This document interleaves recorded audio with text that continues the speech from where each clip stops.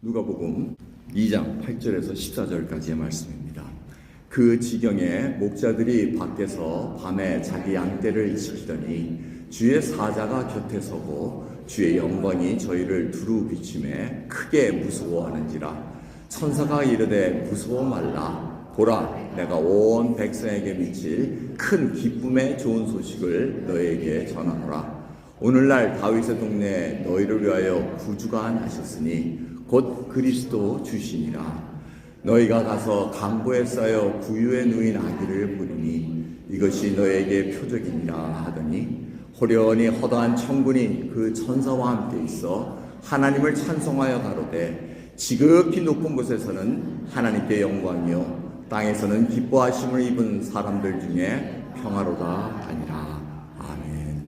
오늘 성탄절은 네티비티 스토리에서 탄생에 대한 예수 그리스도의 탄생에 대한 얘기인데, 이 성탄절이 뭡니까? 성탄은 하나님께서 죄인을 향한 사랑의 사건입니다. 이야기라 그러면 또 이거 뭐 만들어낸 얘기 이럴까봐 원래는 스토리지만 우리가 인식하기는 이거는 사실적인 사건이었다는 것입니다. 오늘 찬양대 찬양 감사합니다. 오늘 찬양대 제목이 뭡니까? 사랑으로 허리 굽혀. 두 번째 곡은 찾아오신 예수님입니다. 안 찾아오셔도 되는데 왜 찾아오셨다고요? 다 까먹으셨는 것이 아니에요. 왜 찾아오셨다고?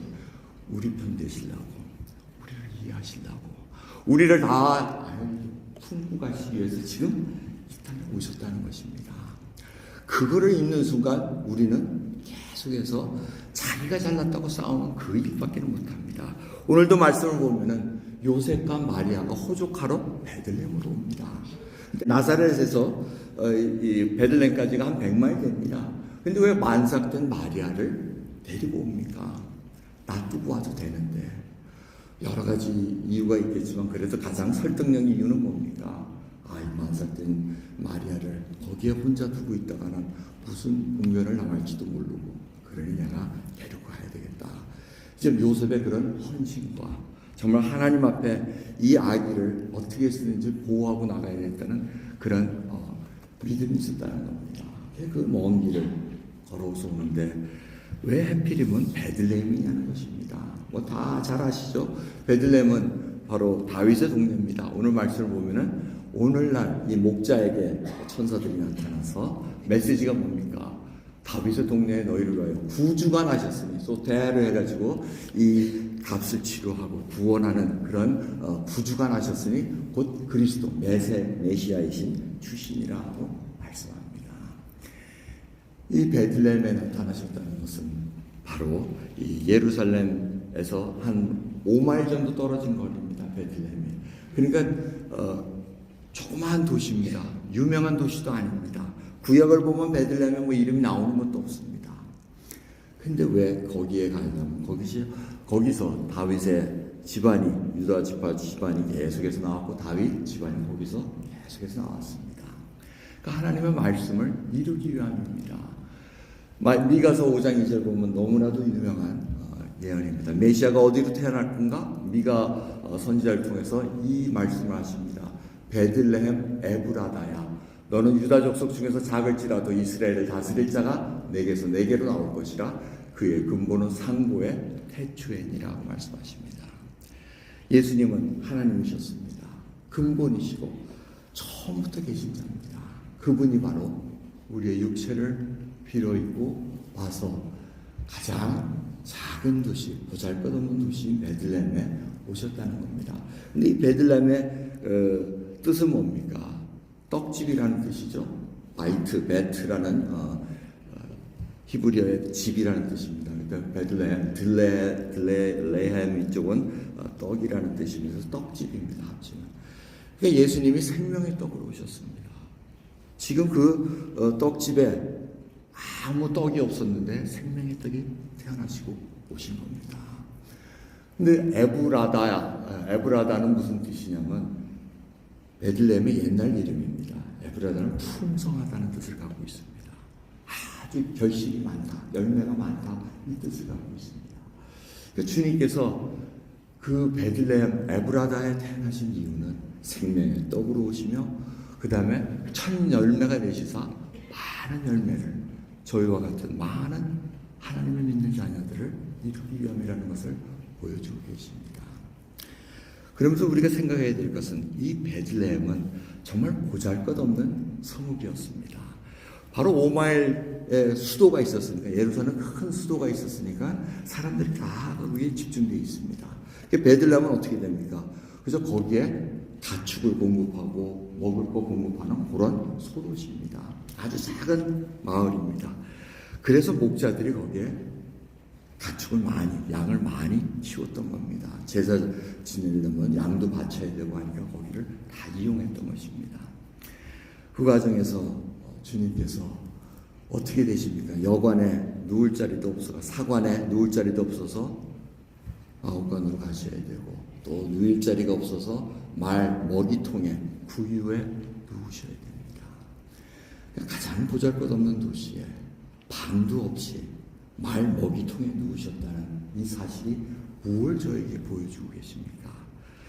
메시아를 맞이하는 데 있어서는 인간이 할 수 있는 것은 아무것도 없다는 것입니다. 자랑할 때 하나도 없다는 겁니다. 여러분, 만약 주님께서 요셉과 마리아가 운이 좋아가지고 그렇게 꽉 찬 방에 한 명이 캔슬됐습니다. 여관 주인이 캔슬됐습니다 오셔서 여기서 몸이 불편하시니까 되십시오. 아니면 만삭 되신 분이 계셨으니 방을 이렇게 좀 양보해 주실 수 있습니까? 했으면은 그 양보를 한 사람이나 여관 주인이나 모두 어떻게 됩니까? 예수님이 메시아였다는 것을 알고는 어떻게 하겠습니까? 이야, 내가 그분을 모셨어. 내가 그분을 방을 내드렸어. 자기의 행위와 자랑으로 엄청나게 나타났을 겁니다. 하나님은 그러한 자랑을 원하지 않으십니다. 여러분, 구원의 진정한 내용이 무엇인가를 분명히 알고 계셔야 됩니다. 내가 뭐가 잘해서, 내가 이뻐서, 믿음이 좋아서 아닙니다. 아까 찬양대 그 가사를 보시면 참 기가 막힙니다. 아직 내 시장 모를 때, 나 아직 내 이름 모를 때, 내 연약함까지 짊어지시라 나를 찾아오신 겁니다. 이것이 성육신입니다. 이름도 모르고 사랑도 모를 때 원수된 나까지 품고 가시려 나를 찾아오셨습니다. 그게 성육신입니다. 나를 용서하시고 죄인된 나까지 용서하시고, 이게 복음의 내용입니다.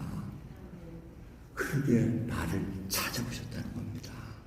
이 찾아오셨다는 이 성육신의 놀라운 사건은 여러분 그냥 지나칠 일이 아니라는 것입니다. 우리가 그 놀라운 사랑을 입은 자들입니다.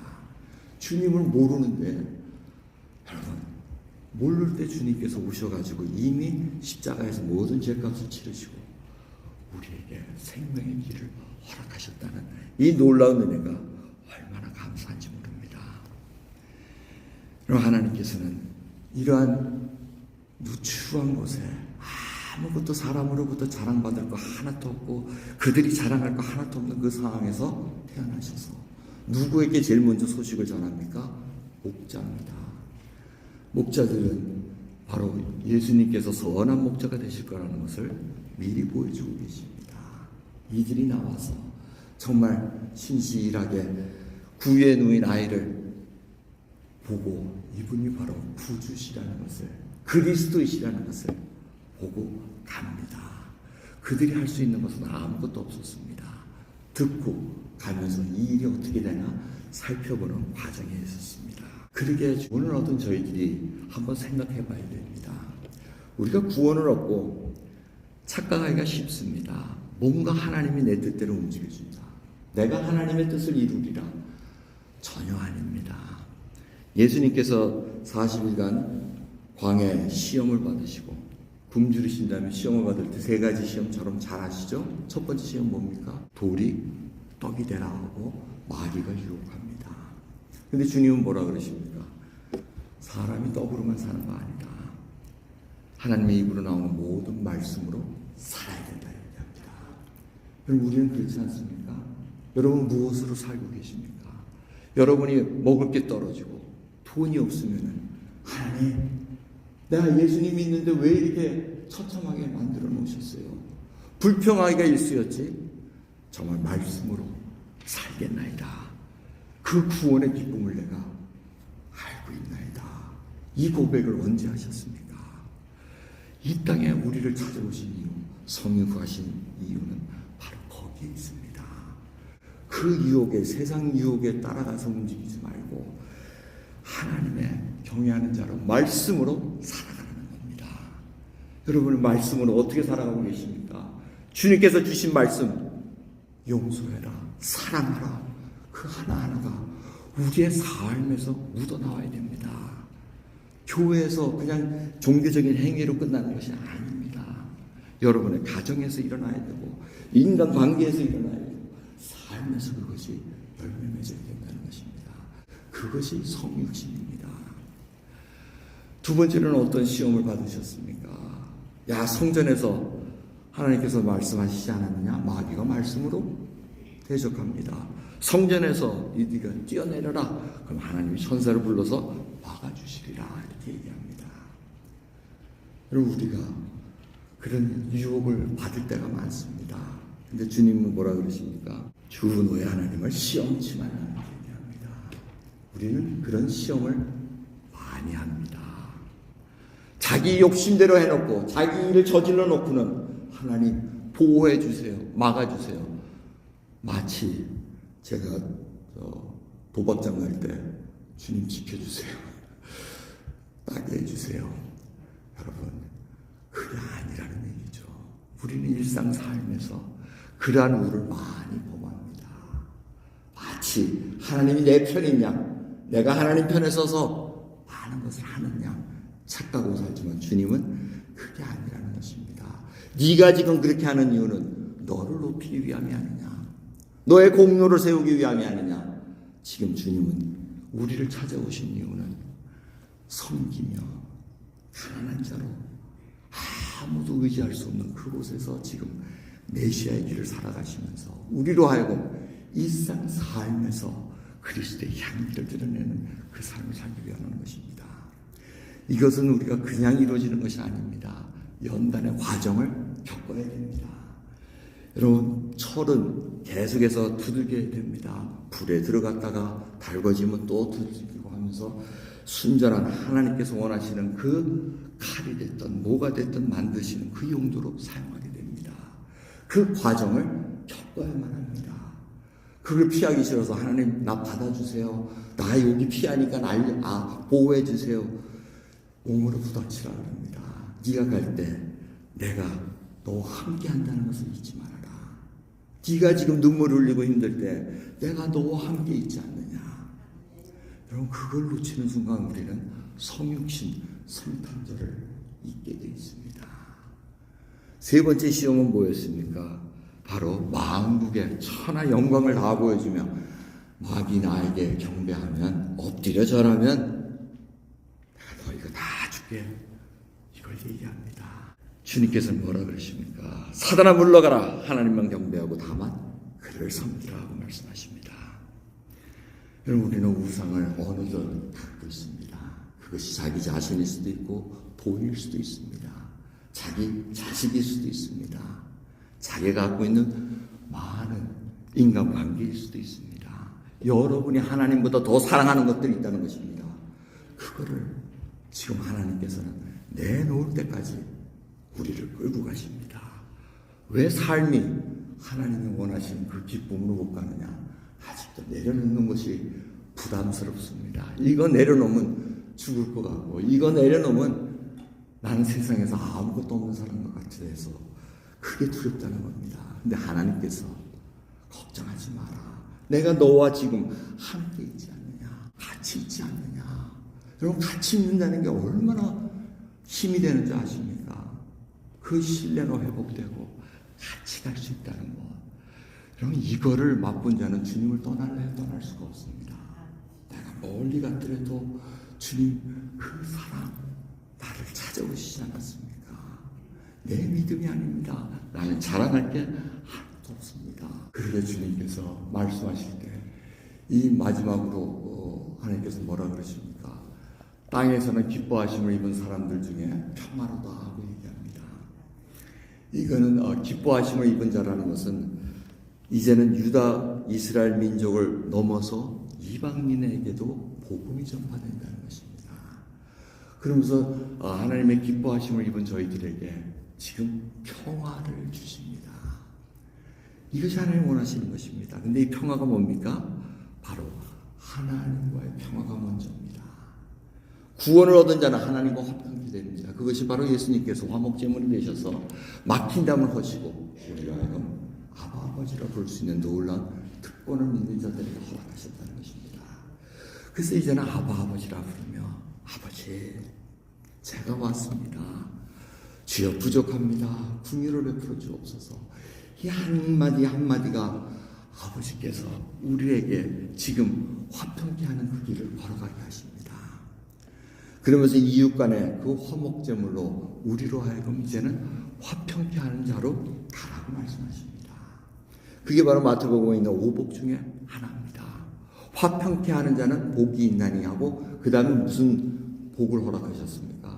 화평케 하는 자는 복이 있나니 하나님의 아들임을 일컬음을 받을 것이라 얘기합니다. 하나님의 자녀라. 하나님의 자녀는 화평케 하는 데 있습니다. 여러분 잊지 마시기 바랍니다. 화평케 하는 데 있지 분리시키는 데 있는 것은 아닙니다. 이 화평케 하는 게 왜 어려우냐? 내가 죄인이었다는 것을 까먹을 때 분리시키고 이간시키고 분란을 일으킵니다. 그러기에 우리의 삶은 정말 하나님 앞에 평화를 화평을 입은 자로서 하나님 앞에 이제는 그 예수님이 부으신 그 사랑을 전하는 것입니다. 이 사랑은 예수 그리스도께서 이 성육신을 통해서 성찬에 오셨던 이 놀라운 사랑은 죄인들을 향한 사랑입니다. 허리 굽혀서 만왕의 왕이시고 만주의 주인이시고 창조주이신 하나님께서 피조물에게 물어 엎드리십니다. 발을 씻겨주십니다. 섬기라고 말씀하십니다. 그리고 죄인들에 향한 사랑을 보여주십니다. 그러기에 베드로전서 4장 8절을 보시면 무엇보다도 열심으로 서로 사랑할지니 사랑은 허다한 죄를 덮느니라 말씀하십니다. 이 사랑은 막을 수가 없습니다. 내가 안고 가리라 하는 그 예수 그리스도의 사랑, 그 십자가의 사랑을 모르는 자는 계속해서 비난하게 할 수밖에 없습니다. 불평할 수밖에 없습니다. 그런데 교회는 그것을 품고 가야 될 수밖에 없습니다. 하나님께서는 그러한 공동체를 허락하셨기 때문에 모두 다 틀립니다. 백그라운드가 다 틀립니다. 학력도 틀리고 뭐 집안도 틀리고 양반도 있고 쌍놈도 있고 노비도 있고 다 있잖아요. 아닌가? 우리는 그때가 아니었나? 아무튼 우리 선조 따지면 나 양반이 원하는 집안 아무 상관이 없잖아요.